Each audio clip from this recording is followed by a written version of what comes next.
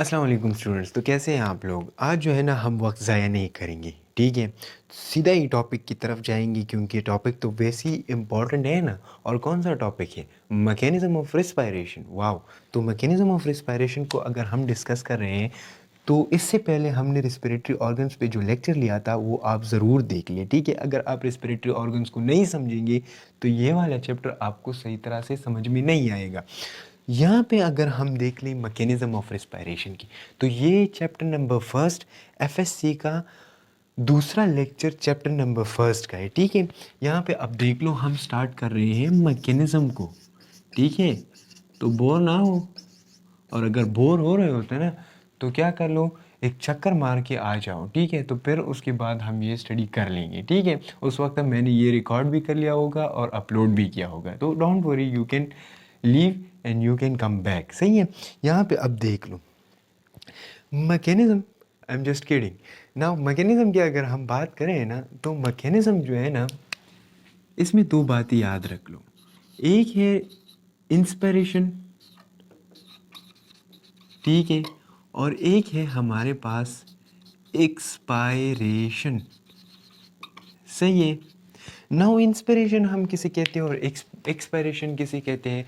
तो सिंपल सी बात है, ठीक है? सिंपल सी बात इस तरह है कि हम जो इनहेल ऑफ ऑक्सीजन करते हैं ना from the environment into the lungs, इसे हम क्या कहते हैं? इंस्पायरेशन कहते हैं। और एक्सपायरेशन जो कार्बन डाइऑक्साइड बॉडी के अंदर बना हुआ होता है और हम उसको एक्सक्रीट कर रहे होते हैं थ्रू लंग्स, तो इसे हम क्या कहते हैं? एक्सपायरेशन कहते हैं। नाउ यहाँ पे दो बातें इंपॉर्टेंट है। एक है हमारे पास जो मैकेनिज्म, और दूसरा है मेरे पास movement. Movements, movement in thoracic cavity. तो ये जो है ना, ये दो चीज़ें यहाँ पे याद रख लो। अगर मैं यहाँ पे सांस ले रहा हूँ, इंस्पायरेशन कर रहा हूँ, तो मेरे जो ये रिब केजेस हैं ना वो आउटवर्ड मूवमेंट कर रहे हैं, आउटवर्ड मूवमेंट। मैंने थोरेसिक कैविटी पे डिटेल जो है ना लेक्चर बनाया हुआ है, वो आप देख सकते हैं डिस्क्रिप्शन में, उसका जो है ना लिंक प्रेजेंट होगा, ठीक है? नाउ मूवमेंट की बात करें, फर्स्ट हम क्या स्टार्ट कर लेते हैं? इंस्पिरेशन से स्टार्ट करते हैं, ठीक है? इंस्पायरेशन। नाउ इंस्पायरेशन क्या है? Inhale of, inhale of air. हम सिंपली जो है ना एयर की बात कर लेते हैं। तो याद रख लो, जब हम इनहेल कर रहे होते हैं ना तो हमारे जो लंग्स की जो इन्वायरमेंट है वो एटमॉस्फेरिक इन्वायरमेंट से कम पड़ जाती है, ठीक है? उसका जो प्रेशर है ना वो कम पड़ जाता है। सही है? तो इंस्पिरेशन के दौरान the pressure in the lungs become लो, ठीक है?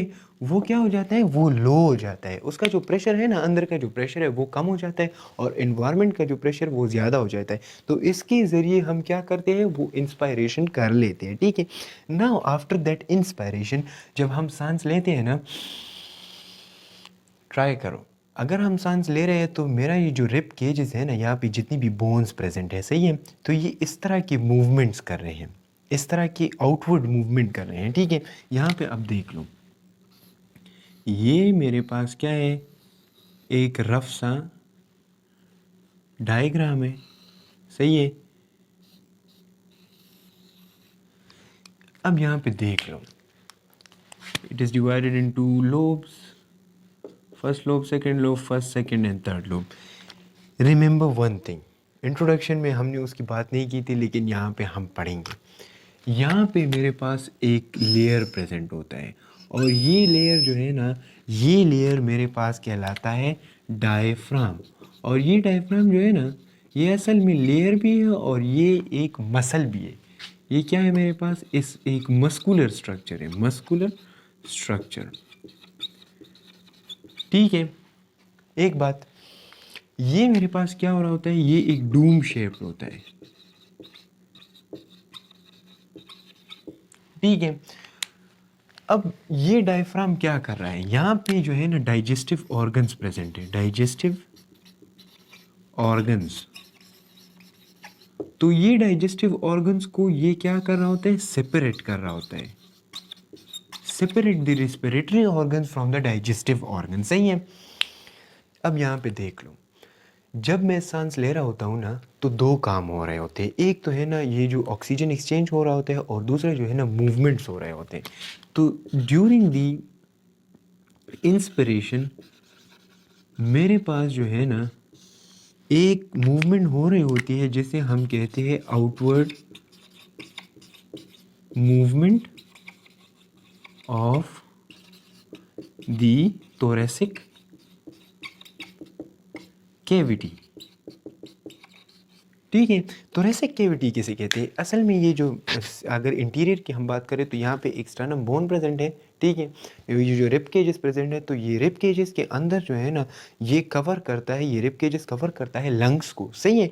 तो जो thoracic कैविटी हम जब सांस लेते हैं ना, तो ये thoracic cavities outward movement start कर रही होती है। ठीक है। और जो डायफ्राम है वो इनवर्ड मूवमेंट कर रहा है, आउटवर्ड या नीचे की तरफ जो है ना वो मूव कर रहा होता है। सही है।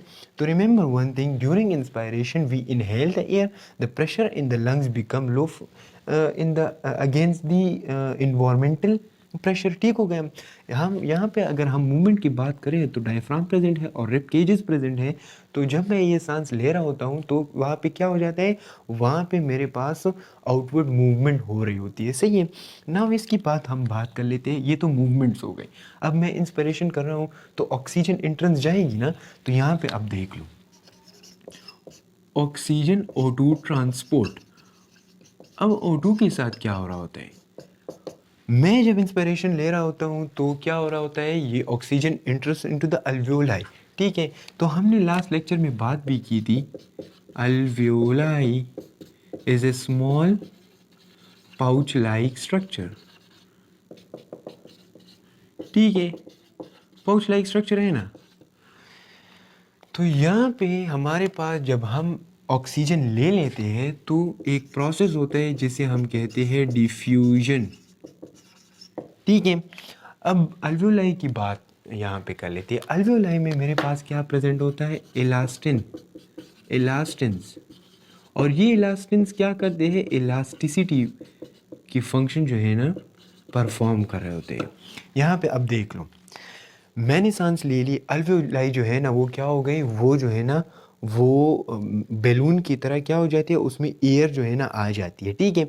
जब एयर आ जाती है तो अल्वियोलाई में मेरे पास क्या है, ऑक्सीजन का जो कंसंट्रेशन है वो बहुत ज़्यादा है। और इसके ऊपर क्या प्रेजेंट है, कैपिलरीज प्रेजेंट है। इसके ऊपर क्या होते हैं, कैपिलरीज जो है ना प्रेजेंट होते हैं।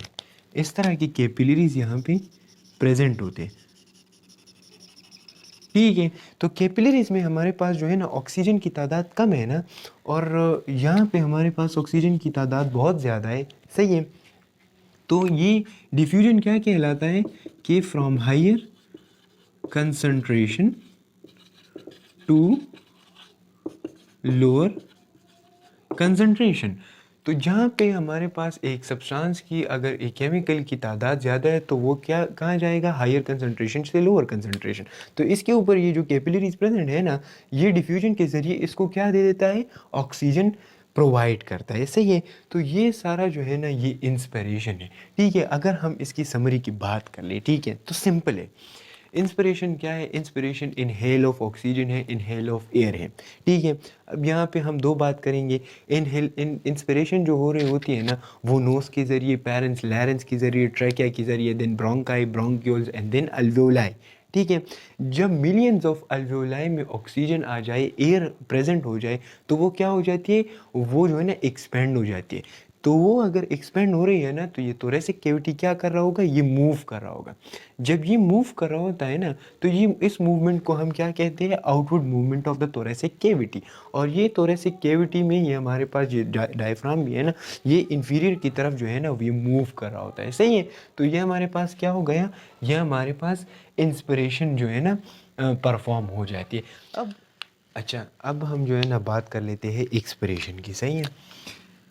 अब यहाँ पे एक्सपिरेशन जो है ना, ये जो है ना exhale of O2, sorry CO2। ठीक है। यहाँ पे हम क्या कर रहे होते हैं, जो CO2 जो है ना वो हम रिमूव कर रहे होते हैं, रिमूवल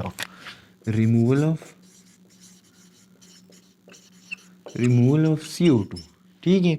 और अगर हम इसकी बिल्कुल सिंपल कह दें तो it is a removal of air from lungs. सही है। तो एक इंस्पायरेशन हो गया और एक एक्सपायरेशन है। इंस्पायरेशन में हम इनवर्ड मूवमेंट जो है ना, इनवर्डली हम क्या कर रहे होते हैं,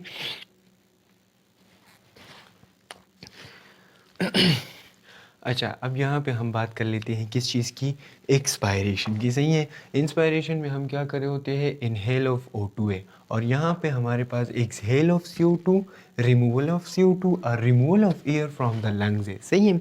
नाउ अगर हम इसकी मैकेनिज्म की बात कर रहे थे, तो जब इंस्पायरेशन हो जाती है ना, तो इंस्पायरेशन में क्या हो रहा होता है, आउटवर्ड मूवमेंट हो रही होती है और जो है ना वो जो बैलून लाइक स्ट्रक्चर है, पाउच लाइक स्ट्रक्चर है, उनमें एयर प्रेजेंट होती है। ठीक है।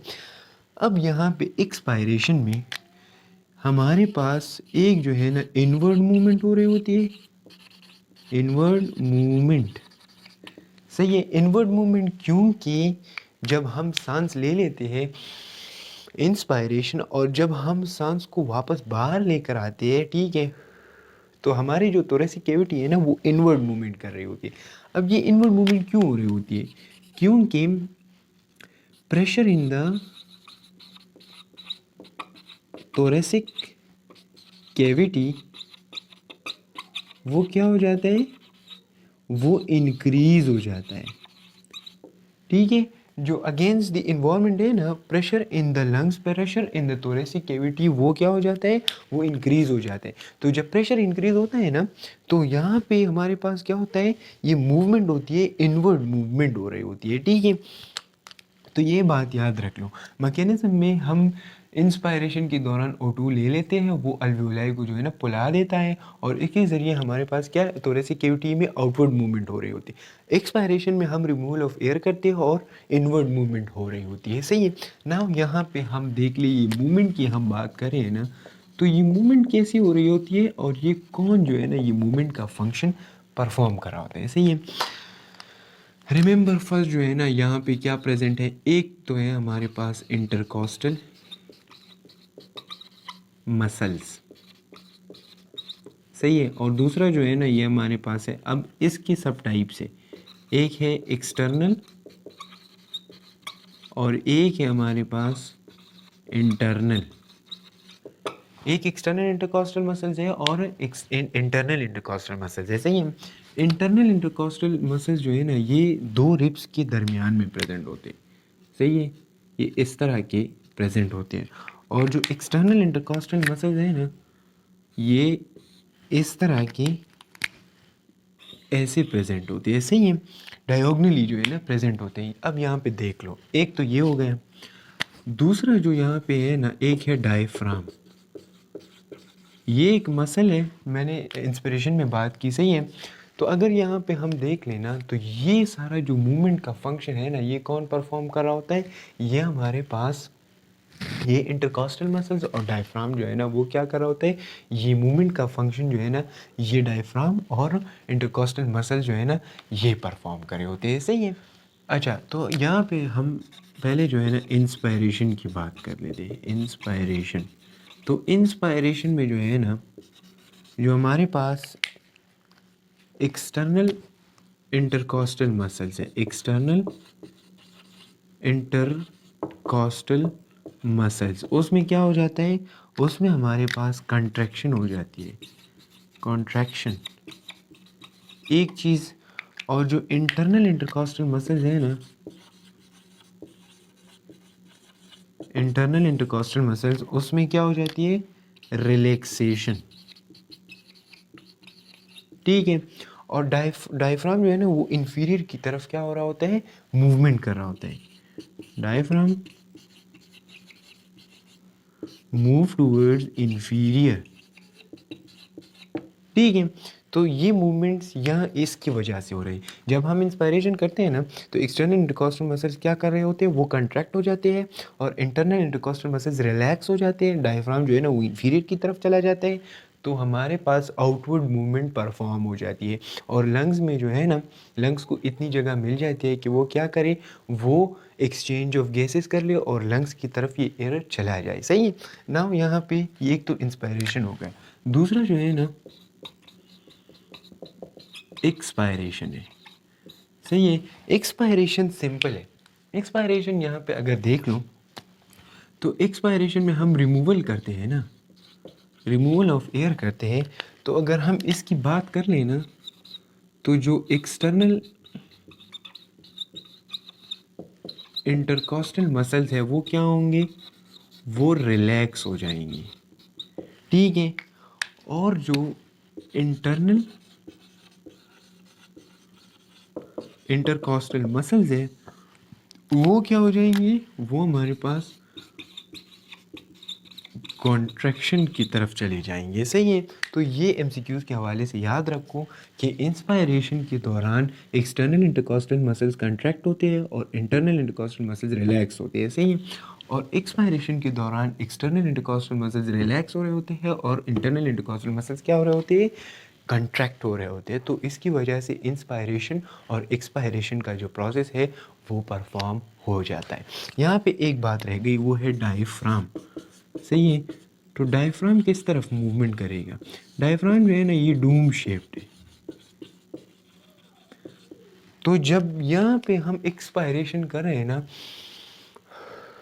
तो ये डायफ्राम जो है ना ये अपने नॉर्मल लेवल की तरफ ऊपर की तरफ आ जाता है ड्यूरिंग एक्सपायरेशन। और जब हम इंस्पायरेशन करें तो ये इस तरह नीचे की तरफ मूवमेंट कर रहा होता है। सही है। तो ये सारा जो मैकेनिज़्म है ना ये इस तरह से है कि हम इंस्पायरेशन करते हैं तो अल्वियोलाई की तरफ ऑक्सीजन जाता है, ऑक्सीजन जाने से जो है ना वो लंग्स पुलाव हो जाते हैं। सही है। तो जब वो जो एयर उसमें एंटर होता है ना, जो एयर उसमें जमा हो रहा होता है, तो वो एक स्पेस को ऑक्युपाई करता है और वो स्पेस उसको कौन प्रोवाइड कर रहा होता है, थोरेसिक कैविटी। तो थोरेसिक कैविटी जो है ना उसमें आउटवर्ड मूवमेंट हो रही होती है। जब हम एक्सपायरेशन करते हैं, एयर को निकालने की कोशिश करते हैं, तो थोरेसिक कैविटी क्या कर रहा होता है, वो इनवर्ड मूवमेंट करके उस एयर को लंग्स के ज़रिए बाहर निकाल लेता है। सही है। अब इसके बाद हम ये तो mechanism of inspiration and mechanism of respiration and mechanism of breathing. सही है। अब इसके बाद हम पढ़ेंगे रेस्पिरेटरी वॉल्यूम्स।